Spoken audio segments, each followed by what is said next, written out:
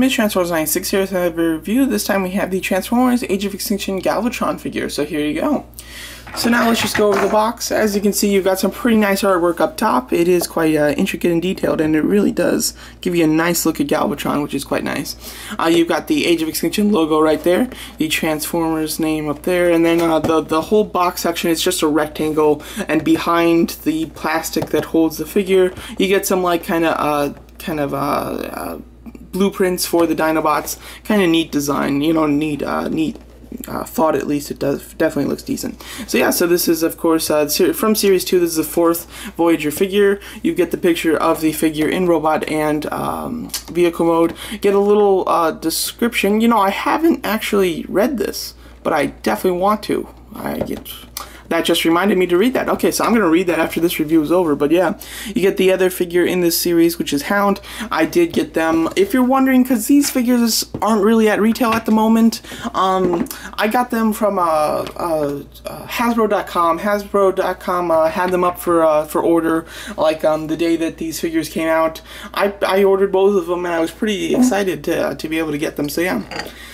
So here's his truck mode. I forgot what type of truck this is. We've been seeing it on set all the time when rumors were going around that this was Motormaster and, you know, some other person. So it is nice to see, you know, Galvatron in this mode. The front section of this vehicle is stunning. It is perfect. I have no problems with this up here. It looks great. I love the very dark windows, but they're not completely black. They are clear. You can see through them, which is really nice, but it does hide the transformer that's underneath, which is quite nice. And from the side, he even looks really great. So from a lot of angles, this guy looks great. It's when you kind of look up here that you can see that, you know, oh, this is definitely a Transformer. You know, it's definitely got the legs up here, lots of pieces underneath. You can totally see through them, which is definitely a shame. And then you look onto the side of the cab over here, you can see through them, and even the back doesn't even look good. So yeah, when you go down to the bottom here, you really just get to see his stomach. But his stomach does have a lot of pipes and everything, so it doesn't look that Transformer-y. So I do kind of like the bottom. But from the top, of course, it does look great, and I love these colors. You get a very dark,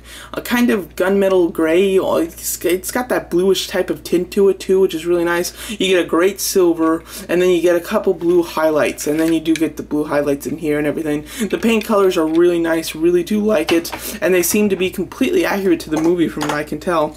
Here's his weapon. We see him in the trailer have this, and yeah, from this angle, it just plugs in up here. That's basically the only place that you can put it.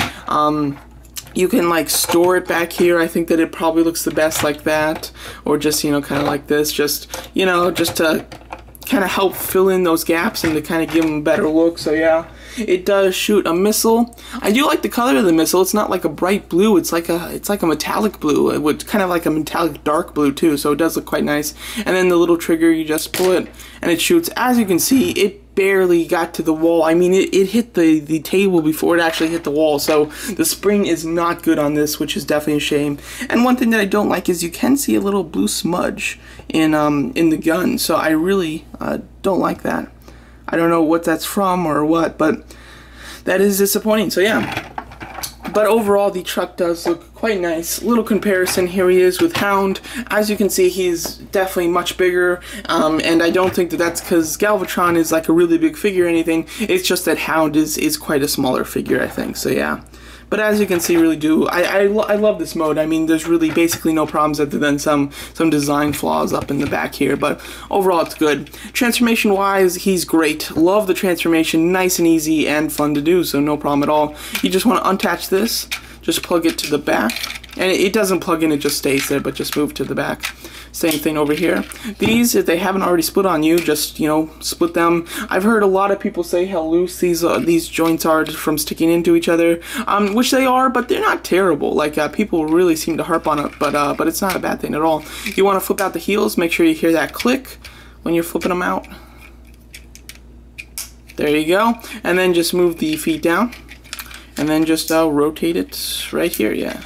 Rotate it down, and there you go. The legs are all done. If you want, you can have a walking Mack truck just like that, or a walking truck. Alright, let's move it up. You got the wheels here. They are tabbed into his body. Just unplug them and rotate them up. Very simple. Then you want to take this entire back section, just rotate it back, and then just kind of move the arms up just to get them out of the way. Swing it, and it just plugs in. swing it, plugs in, and then just, you know, put the arms down and out of the way, and then just rotate the head up right here. And there you go. Wait till you hear that little click.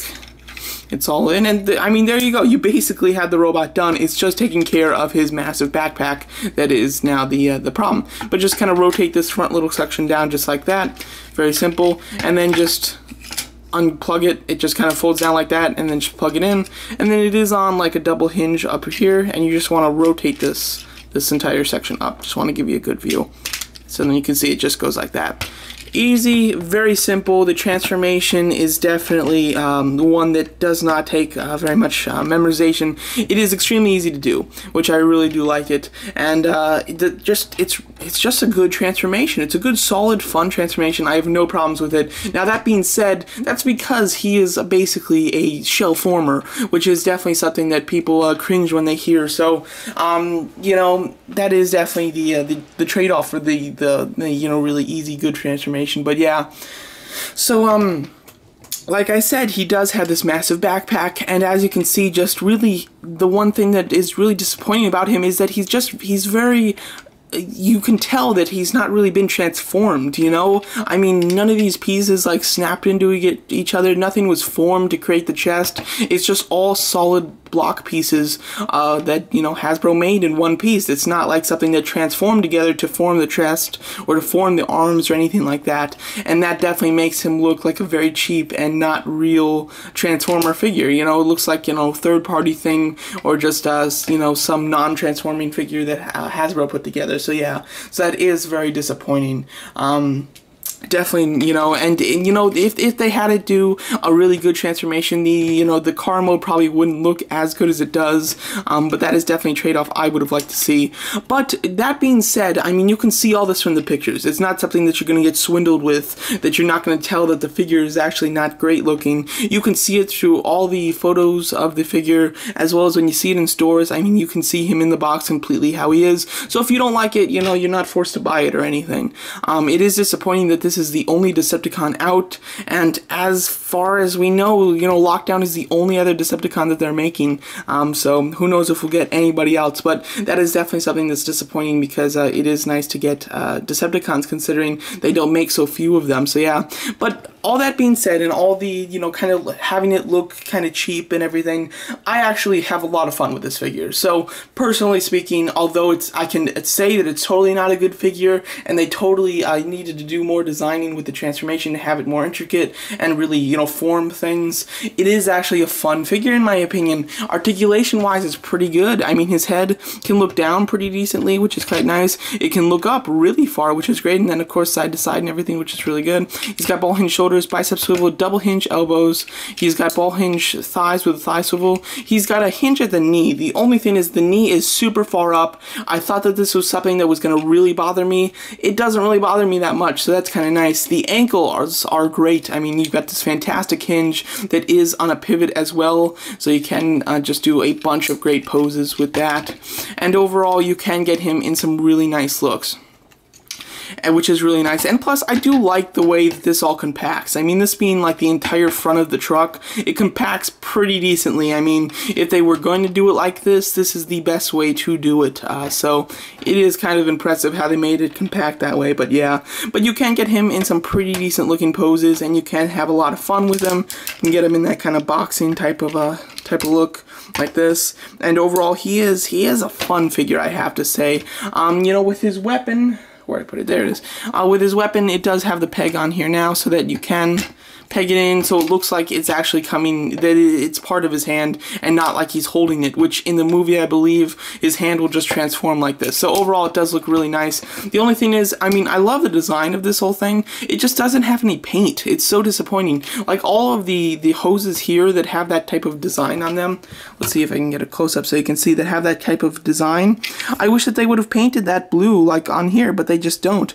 Plus, the tire that's on the end of here is gray when it should be black, and it looked like they were going to make it black, because in the preview picture they have it as black. So it is disappointing that they decided to cheap out on the colors with this gun, and just the colors of him. I really love the color choices. I mean, like a shiny gray, which is basically what they have here, with metallic dark blue, and then some gold and copper, you know, type of colors, is great. I mean, I love the color scheme. The only thing is it's just not painted that well. I mean, it's mainly gray with some details of these things, and I think that there should have been more blue and gold in the body, so it doesn't look so gray. But overall, it does. The paint colors that they chose to use were great, and they really look accurate to the movie, I think. In the face is a prime example of how they need to use more color, because it's got some great detailing in there. It's just the colors, they really didn't use anything but some gold to outline the eyes, which is really nice. And you've got a nice blue piece up top, but they just need more. I think that this figure is really good, but they need to do more with it, you know? They're so close with a lot of this stuff, but they just fall short at the end, so that is quite disappointing. One thing that you can do, I mean, there's just multiple ways that you can kind of, you know, do this to make it kind of fun. I don't know, I've thought of this, it's kind of stupid, but it's actually not, you know, terrible, I think. But you can have him, like, have a backpack, and I don't know, if you have a small Decepticon that you can, like, put in there, like it's his helper or something, or you can just take, like, Hound's weapons and even his weapon, and just store all the weapons in his back. I don't know. It kind of, you know, it makes it look like he's really armed up and ready for a fight. It is also ridiculous, though, so I can see why you definitely wouldn't want to do that, but it is something to mention, I thought, so yeah. You know, taking Hound's weapons with him is really great. I do think that he looks pretty nice with the knife, although I doubt he'll be using any type of hand weapons. He'll be using all guns in the movie, I think, but just having him with the knife does look pretty cool, I think. And you can do some, you know, fun poses, as well as I think that he looks really nice with the large gun from Hound. I think this fits him pretty nicely. I think that it's just a good size for him, as well as it's a pretty intimidating weapon, and for him being like the main villain, it's definitely suitable for him. So I really do like that. You can use that type of stuff, which is nice, and I do definitely like. So yeah, so it's the figure that, you know, everybody, you know, you're not going to like this figure because it's not a good one. They, you know, they really cheaped out. They made him very much of a shell former. He needs some more paint.